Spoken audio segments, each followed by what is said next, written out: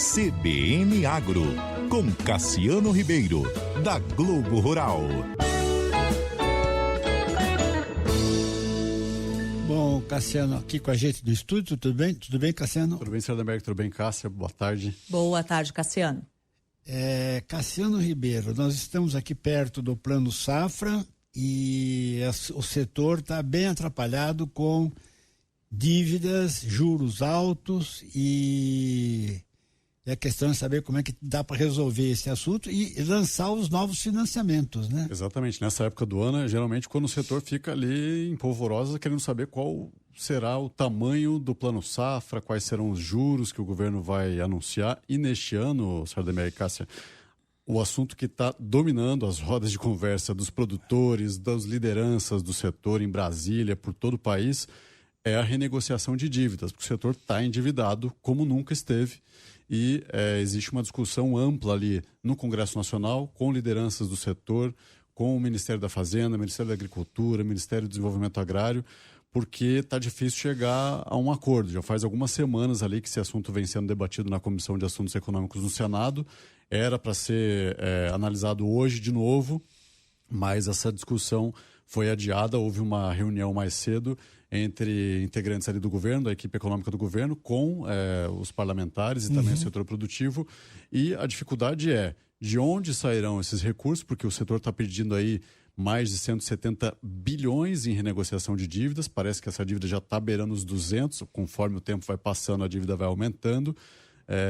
E não se sabe quais serão aí as condições para conseguir se renegociar. Então, o montante é uma dúvida, de onde vai sair esse dinheiro que não estava previsto no orçamento, quais serão as taxas de juros, quais serão aí as carências, os prazos para pagamento e quem vai poder aderir a esse plano. O Ministério da Fazenda, na semana passada, nessa Comissão de Assuntos Econômicos do Senado, falou que a proposta do jeito que estava, ela ia beneficiar todo o produtor rural brasileiro.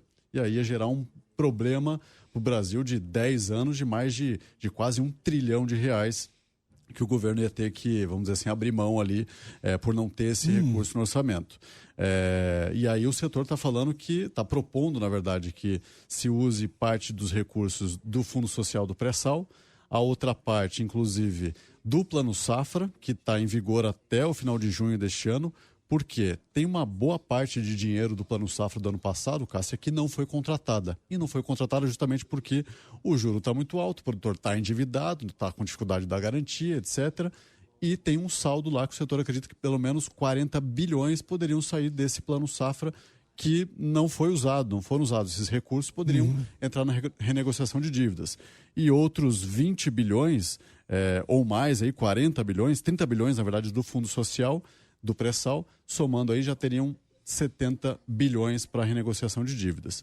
Então, está um problema. O ministro da Agricultura falou agora há pouco, saindo de uma reunião lá em Brasília, o nosso repórter Rafael Walendorf esteve lá, disse que está super otimista, que acredita que está muito perto de chegar aí a um acordo entre as partes, mas que provavelmente essa solução vai considerar a realidade. A realidade é que esse dinheiro não estava previsto, os juros talvez não sejam tão bons quanto o setor quer e muito se especula aí sobre o montante, quanto que realmente vão conseguir destinar a essa renegociação de dívidas. E está mais importante isso do que o próprio Plano Safra, que deve ser lançado no final de junho, geralmente no início de julho. Agora, Cassiano, considerando o cenário que a gente tem hoje, já dá para ter uma ideia de qual pode ser o impacto dessa situação na área plantada?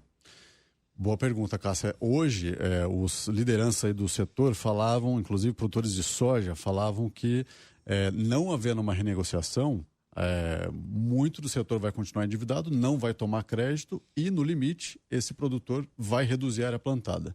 Então, no caso da soja, Cássia, eu até fiz uma busca ali na série histórica da Conab, faz 20 anos que o Brasil não reduz a área plantada de soja, sabe? Aumenta 1%, 2%, às vezes 5%, mas sempre aumentando.